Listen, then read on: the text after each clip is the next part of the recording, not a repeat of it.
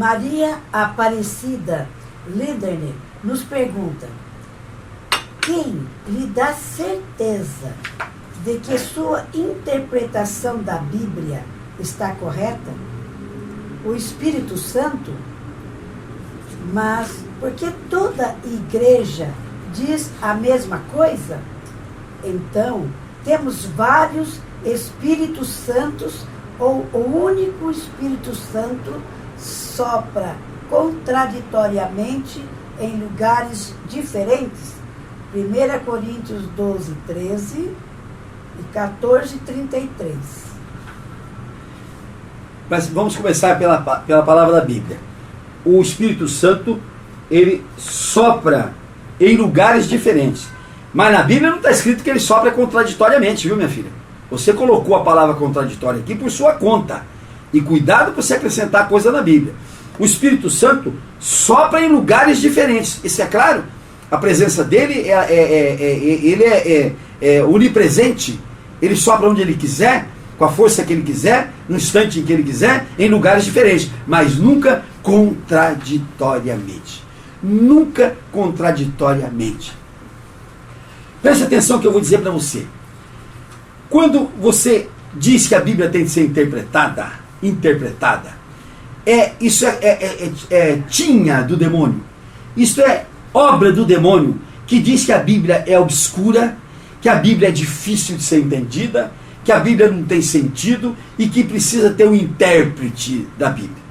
O Espírito Santo na Bíblia, ele foi usado para ditar a Bíblia, para escrever a Bíblia, para trazer a Bíblia até nós. Essa foi a função do Espírito Santo. Se você diz que a Bíblia tem que ser interpretada, você está declarando que o Deus, nosso Deus, o Espírito Santo, tem uma linguagem enrolada, que ele fala a língua que o homem não entende, que ele fala coisa que o homem não compreende. Então você diz que Deus tem língua enrolada, como se fosse um velho que tivesse sofrido AVC e hoje você não consegue entender o que ele fala. Que a grande maioria dos que sofrem AVC sofre um rolamento de língua e não consegue mais falar aquilo que a gente entende. Então, se você diz que a Bíblia precisa ser interpretada, você diz que Deus tem linguagem enrolada, que o povo não compreende, que o povo não entende, e foi este o argumento que a Igreja Católica usou durante 1.600 anos, para subtrair a Bíblia do conhecimento do povo. E por que ela fez isso? Porque não era do interesse da Igreja Católica que o povo soubesse a verdade bíblica. Não era do interesse da Igreja Católica que o povo soubesse as verdades bíblicas que estão dentro desse livro. Porque a Igreja Católica afronta essas verdades bíblicas. A Igreja Católica violenta essas verdades bíblicas. A Igreja Católica derroga essas verdades bíblicas. A Igreja Católica risca, faz tábula rasa dessas verdades bíblicas. Porque o interesse dela é que o povo não conheça a verdade bíblica. Então ela edita um manualzinho que se chama breviário para o padre ler. Nesse manualzinho desse breviário, ela coloca apenas aquelas passagens que ela quer que o padre saiba. E o coitado do padre é instruído na Bíblia do breviário e não é instruído na Bíblia total. Eu vou dizer para você a minha experiência. Eu tive 11 anos no seminário franciscano. E nunca me mostraram lá uma Bíblia. Nunca me mostraram uma Bíblia. Eu conhecia as passagens da Bíblia pelo missal, ou seja, aquela passagem bíblica que eles colocam para ser falado durante a missa. Porque só aquilo que convém. Vê se eles têm coragem de colocar no missal uma passagem em que Deus condena a idolatria, que Deus condena o uso de imagens. Vê se eles têm coragem de fazer um sermão sobre a desgraça que a imagem é para o homem, sobre o pecado que a imagem é para o homem, sobre a abominação que Deus coloca sobre as imagens e sobre, presta atenção agora, sobre a maldição que Deus coloca sobre as imagens. Vê se ele tem coragem de falar isso. Não tem por quê? Porque na hora que o padre estiver pregando, porque amaldiçoado é aquele que carrega nos seus ombros uma imagem, o povo vai olhar para o padre e dizer: mano, o senhor fez uma procissão ontem, o senhor me obrigou a carregar um andor, e o senhor me amaldiçoou, e o padre vai falar o que para eles? E o padre vai falar o que para eles? Então ela tem interesse de esconder. Durante 1600 anos, ela escondeu a verdade bíblica, escondeu para que o povo não soubesse a verdade verdadeira e que ela pudesse construir, através da idolatria, esse mundaréu de igrejas caça-níqueis que tem por esse mundo afora, para poder pregar uma verdade diabólica, uma teoria diabólica, um desejo diabólico que o povo vá adorar as imagens, largando de lado a adoração ao verdadeiro Deus. Então, aqui nós vamos observar primeiro que o Espírito Santo, então, ele é o iluminador da Bíblia. Ele foi o que ditou a Bíblia. Ele foi o que escreveu a Bíblia. Agora, interpretação não existe, minha filha, porque não tem palavra de Deus mais clara que esta. Esta palavra é uma palavra clara, que não foi falada por um Deus que é um Deus de AVC, foi palavra para um Deus que tem a palavra verdadeira e que fala para todo mundo entender. Agora você diz assim, por que toda a igreja diz que toda ela é iluminada pelo Espírito Santo? Ué, é uma forma que as pessoas têm de enganar o povo. De enganar o povo. A própria Igreja Católica diz, a própria Igreja Católica canta cânticos ao Espírito Santo, invoca o Espírito Santo e diz que a verdade que ela fala é do Espírito Santo. Agora eu vou lhe mostrar que não é verdade isso que a Igreja Católica fala, porque, presta atenção, ela coloca no Papa uma qualidade que nenhum homem tem. O Papa, ele é infalível, ou seja, ele não erra, ele é inerrável. Isso é coisa que não é... A Bíblia diz que todo homem é mentiroso, que todo homem é pecador, que todo homem erra, que todo homem não está na verdade. O catolicismo diz que não, o Papa não, o Papa é esse não. Este Papa, o Papa é um homem que nunca erra, é um homem que só fala a verdade, é que tudo que ele falar é verdadeiro. Ele é o Espírito Santo da Igreja Católica. Ele é o Espírito Santo da Igreja Católica. E devagarzinho, a Igreja Católica vai saindo dessa infalibilidade do Papa. Vamos dar um exemplo. Agora o Papa fez um livro que está sendo contestado do mundo inteiro, está sendo observado do mundo inteiro, que fala do nascimento virginal de Jesus. Fala do nascimento virginal de Jesus. E todo mundo diz que Jesus é filho de Maria e adotivo de José. E eu já falei isso aqui, já preguei muitas vezes isso, e sou criticado até pelos pastores evangélicos, que dizem esse pastor é doido.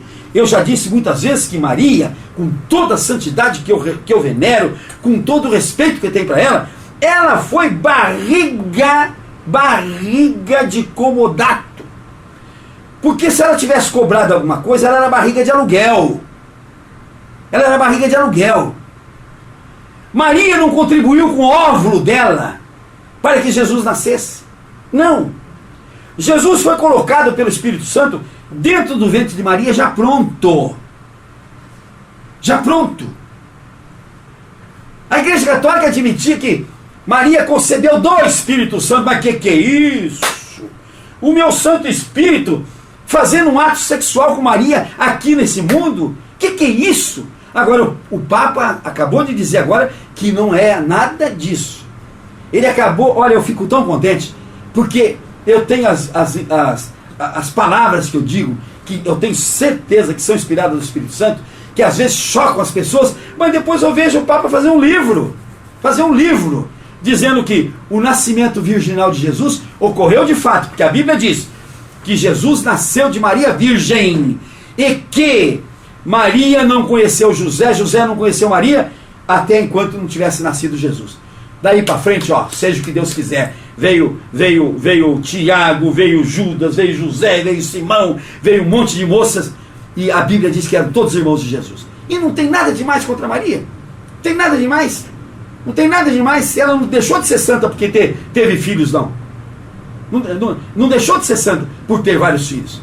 Agora, o Papa diz que o nascimento virginal de Jesus, não entendamos, diz ele, não entendamos que Maria teve relação com o Espírito Santo e que o óvulo de Maria foi fecundado pelo Espírito Santo. E eu sempre disse aqui, e agora eu estou contente que o Papa o Papa confirmou a minha teoria de que Maria foi uma barriga em comodato. O que é a diferença de aluguel e comodato? Comodato você ocupa sem pagar, e aluguel você ocupa pagando. Então o Espírito Santo ocupou a barriga de Maria de graça. Então Maria é uma barriga em comodato. Ou seja, o Espírito Santo usou a barriga de Maria para colocar lá Jesus já pronto.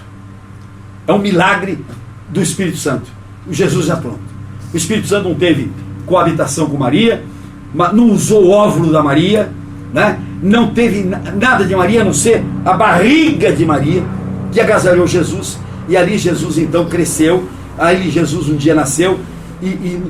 Naquela hora que Jesus nasceu, Maria deixou de ser virgem.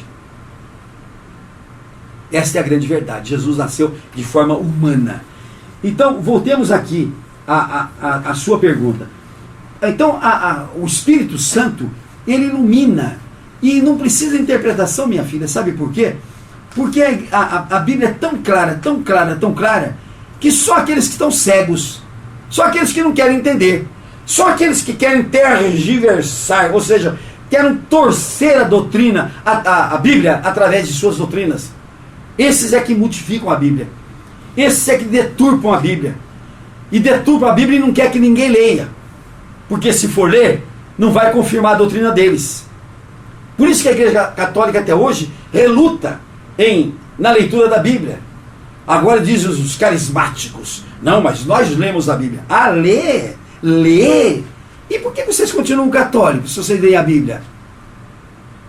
E por que vocês continuam católicos? Aqui está escrito: maldito é o homem que se ajoelha diante de uma imagem, e vocês continuam ajoelhando. Aqui diz: maldito é o homem que carrega uma imagem sobre o ombro, e vocês continuam carregando. Maldito é o homem que invoca mortos, e vocês continuam invocando. Então vocês estão lendo a Bíblia? Que jeito?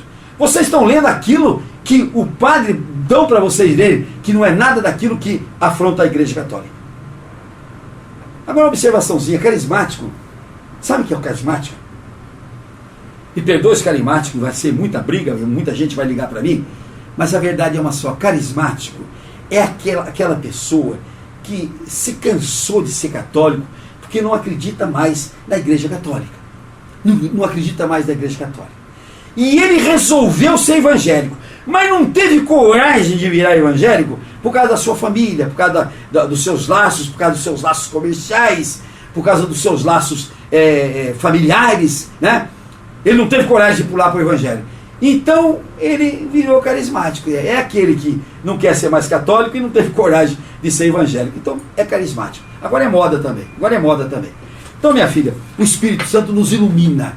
E eu tenho certeza de uma coisa: eu invoco o Espírito Santo verdadeiro a cada momento da minha vida, a cada hora da minha vida. E tenho certeza que Ele é que me instrui, que Ele coloca as palavras na minha boca e que Ele me dá inspiração para eu falar a verdade bíblica que eu traduzo aqui todo dia para vocês.